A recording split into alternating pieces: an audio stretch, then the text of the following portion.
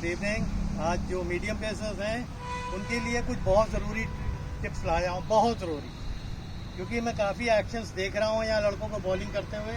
कुछ चीज़ें बेसिक पे ही लैक हो रही।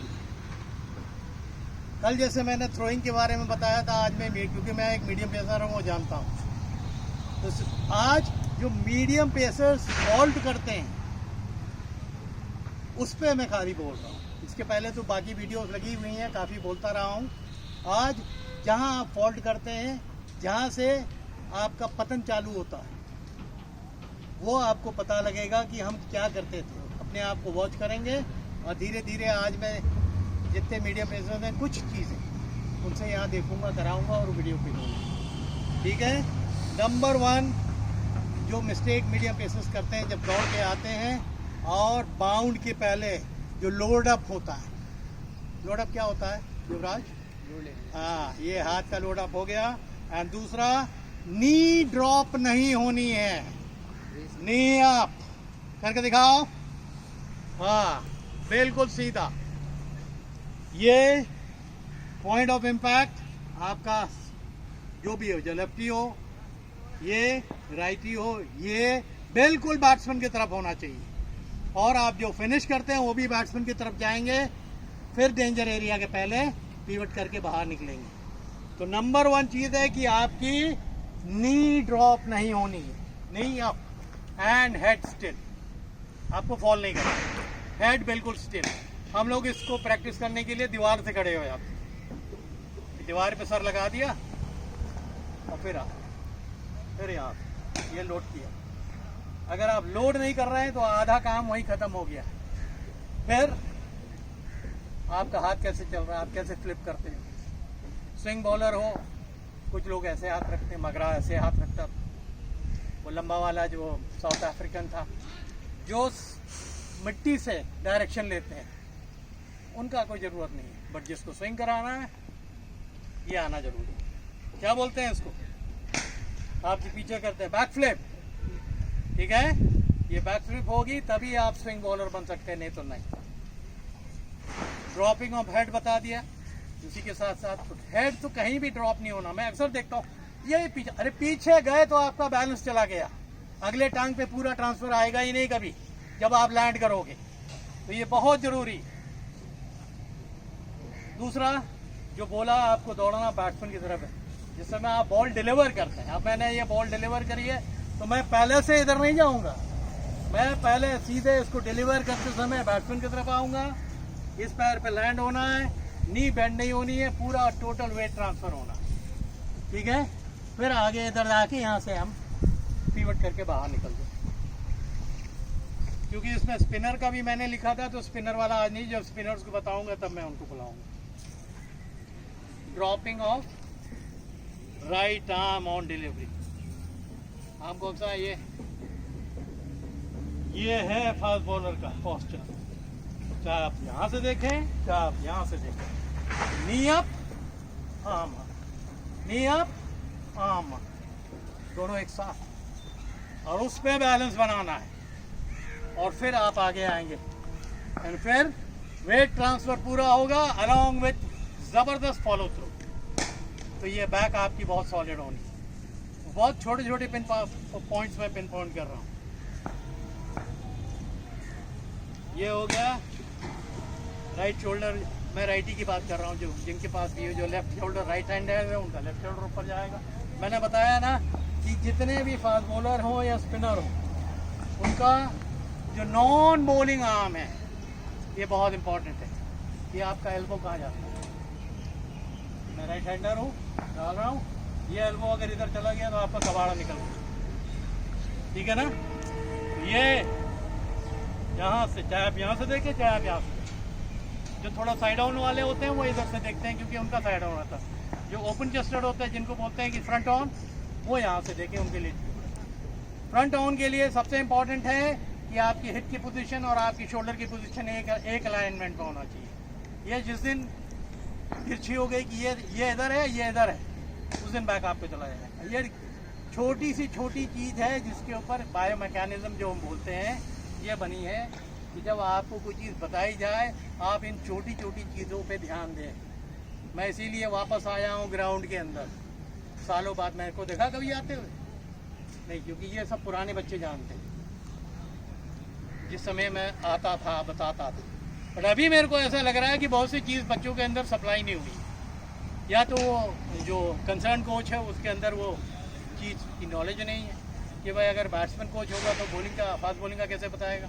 बट मैं बैट्समैन भी रहा हूँ, फास्ट बॉलर भी रहा हूँ, अब 25 साल से कोच भी रहा हूँ, तो मेरे को ये मालूम है कि जो सीख के आना है और फिर बताना है, जो सीखा हुआ है वो बताना है, अपने एक्सपीरियंस को शेयर करना है, और आपको प्रेजेंट में रह के अपने बारे में सोचना। मैं हमेशा बोलता हूँ सर ये ऐसा हो गया था ना, सर ने बहुत सी चीज़ें बता दी हैं, अब अपने आप को अमेंड करिए और अपना फोकस प्रेजेंट पे रखिए, क्योंकि अगर आपका प्रेजेंट ही आपका फ्यूचर।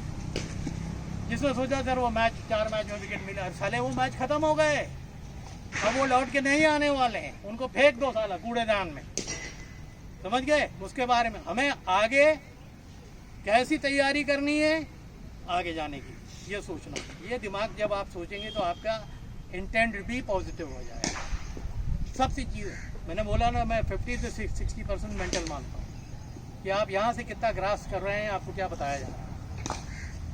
और टेक्निक बहुत इंपॉर्टेंट, फास्ट बॉलिंग में तो इंजरी नंबर 1, ज़रा भी फॉल्टी टेक्निक हुई तो आपको इंजरी तुरंत आएगी। जैसे कल थ्रोइंग के लिए बताया, थ्रोइंग में भी सेम चीज़ है, क्योंकि आपके पास राइट टेक्निक नहीं है तो आपने आर्म्स को ज़्यादा यूज़ कर दिया और आर्म्स बेकार। टेक्निक सही होगी तो आर्म वेट भी ट्रांसफ़र अच्छा होगा, आपकी थ्रोइंग के अंदर फोर्स भी आएगा। फिर आपकी बॉलिंग में होता है कि आपको अगर विकेट हेल्पफुल नहीं, बॉल स्विंग नहीं हो रही, बॉल कट नहीं हो रही, तो आप एक सेट पैटर्न पे बॉल करते हैं 6-3। अगर मैं अच्छा हूँ ऑफ स्टंप पे, कोई भी बैट्समैन है उसका कॉरिडोर जो अनसर्टनिटी का कौन सा होता है, ये बड़ा दुनिया का बड़ा सा बड़ा बैट्समैन हो यही झेलेगा वो। इस पे अगर आप बॉल करना सीख गए, ऑफ स्टंप थोड़ा ऑफ स्टंप, ये कॉरिडोर ऑफ अनसर्टनिटी है। तो जब आप ऑफ स्टंप की लाइन पे रहते हैं तो आपको ऐसा है कि हमारी फील्ड कैसे लगी। कप्तान एक सेट फील्ड का आपको तब दे सकता है कि जब आप वहाँ बॉल डालें, बट अगर आपने 5 बॉल वहाँ डाली है और 1 बॉल भटक गए तो चौका।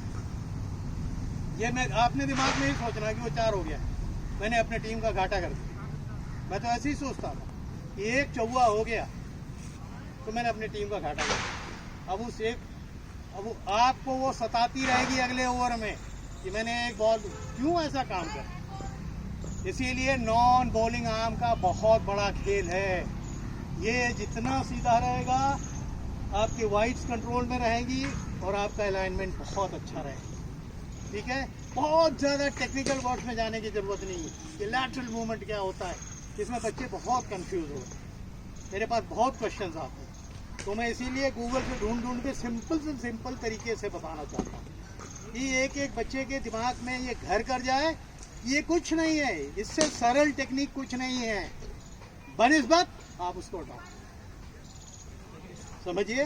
नहीं है अब तो ये वीडियो में जाएगा, वीडियो को बार बार देखिए, ठीक है। हाईएस्ट पॉइंट ऑफ एक्सीलरेशन जब आप रन पे आते हैं, ग्रेजुअल स्टार्ट करते हैं, फिर आप वो हाथ दोनों बिल्कुल शरीर के नज़दीक। कभी किसी का वीडियो जो फास्ट बॉल होता है उनका हाथ क्या गजब चल जाता है, क्यों? उसका कारण है, साइंटिफिक कारण है कि ज़रा हाथ दूर हो गए, आप हवा आपको चीरना चालू करेगी, आपके पेस को रोकेगी, और आप क्लोज टू द बॉडी रहेंगे तो आप हवा को चीर के चले जाएंगे। जैसा मोमेंटम आपको चाहिए होगा वैसा मोमेंटम वो देगा, आपको वो हेल्प करेगा। तो सेट ऑफ फील्ड हो गई, मैंने ये बता दिया एक्सेलरेशन पॉइंट कैसा।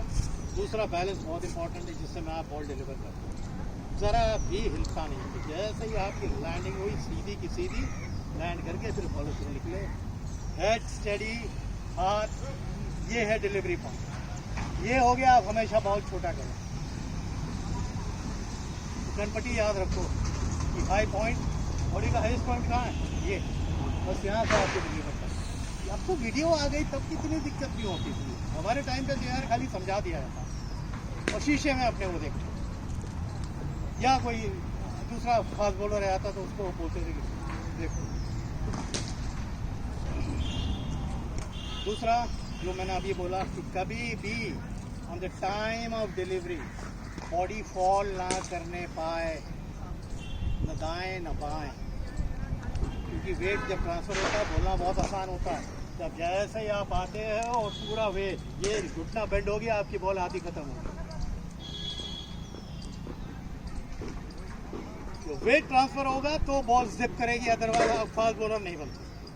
देखो एक बात दूसरी बड़ी सच्ची बोलता हूँ, फास्ट बॉलर आप पैदा नहीं कर सकते ग्राउंड से, वो कुछ कुदरती होता है, समझ गए कि नहीं? तो उनको मालूम है टेनिस भी हाथ में होगी तो ऐसा फेंकेंगे कि तो गोली की तरफ बॉल निकले, थ्रो भी उसके हाथ में आएगा तो ऐसा फेंकेगा मारे कीपर का हाथ झंडा जाएगा। तो वो कुछ कुदरती होता है, वो होना बहुत ज़रूरी है। You cannot produce a fast bowler from the ground. ये मिसालें तो बहुत आई हैं कि फास्ट बॉलर स्पिनर बन गया। कभी सुना है कि स्पिनर फास्ट बॉलर बना? ना सुनोगे। बहुत हार्ड फील्ड होती है फास्ट बॉलिंग की, क्योंकि बॉडी को बचा के रखना है, बॉडी पे वर्क करना है, टेक्निक को अपने पास रखना है। टेक्निक से दूर हो गए तो आपकी बॉडी हार्म होने लगेगी, आपकी बॉडी हार्म होने लगेगी, तो दोनों ही नुकसान हो जाएंगे।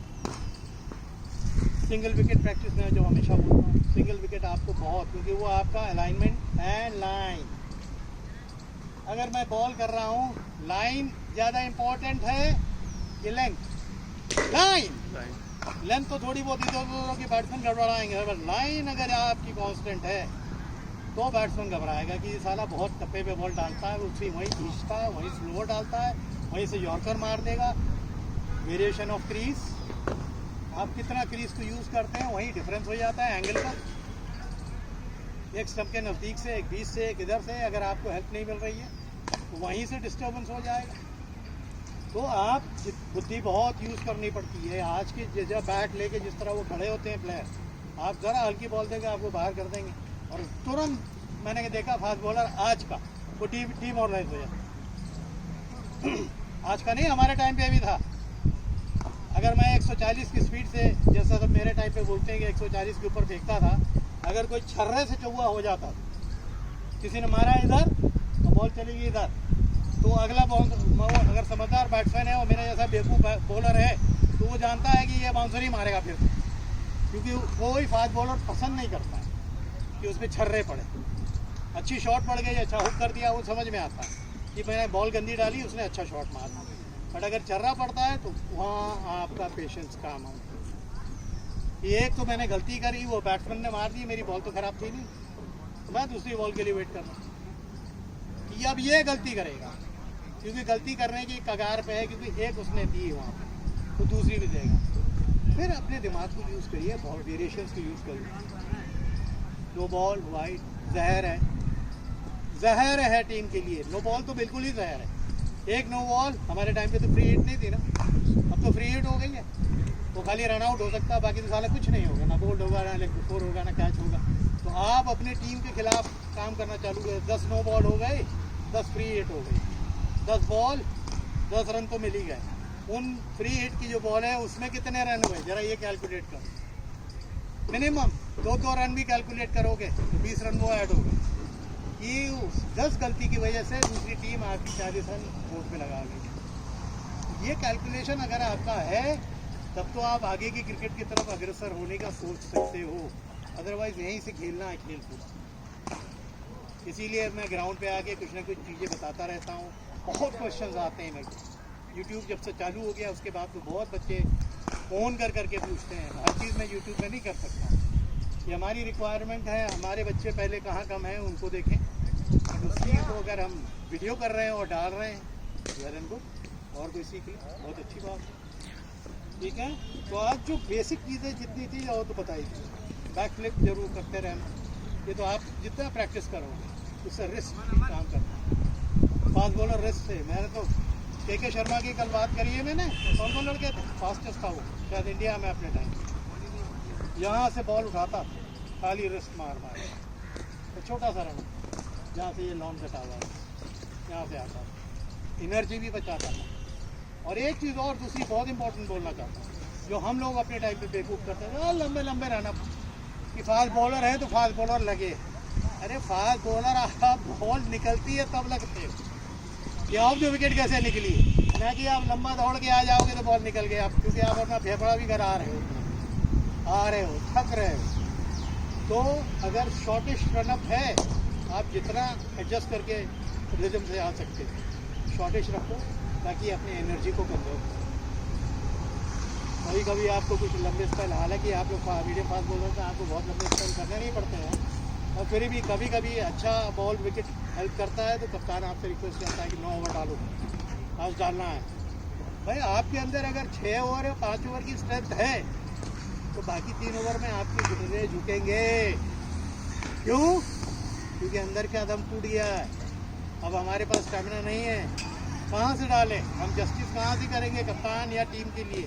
अब उल्टा मार खाने लगे। तो कप्तान को भी यहाँ समझना बहुत ज़रूरी है कि आपकी कैपेसिटी और आपकी कैपेबिलिटी कितनी है, आप एक अच्छा स्पेल कितने ओवर का डाल, ठीक है।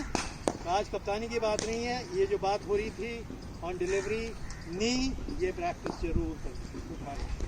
अप होना चाहिए एटलीस्ट इसमें, फिर नीचे आना इतना आसान नहीं है। आप ऑफ बैलेंस हो, अगर फिट नहीं है आप ऑफ बैलेंस हो जाओ, क्योंकि एक पैर पे बॉडी है, इसीलिए हैमस्ट्रिंग बहुत स्ट्रॉन्ग रहनी है, टाई बहुत स्ट्रॉन्ग रहनी है, नी बहुत स्ट्रॉन्ग रहनी है, हैमस्ट्रिंग बहुत स्ट्रॉन्ग। एंकल की एक्सरसाइज यहीं से टूटते आ देना, यहीं से टूटते हैं, बाकी तो कुछ नी से जाते हैं, कुछ बैक से जाते हैं, बट जो मैक्सिमम लड़के हैं वो एंकल से टूट। ये सब एक्सरसाइज तो कर दी, एंकल अवॉइड करता है, क्योंकि वेट ट्रांसफर जब होता है तो पूरी बॉडी वेट तो एंकल पे आ रहा है।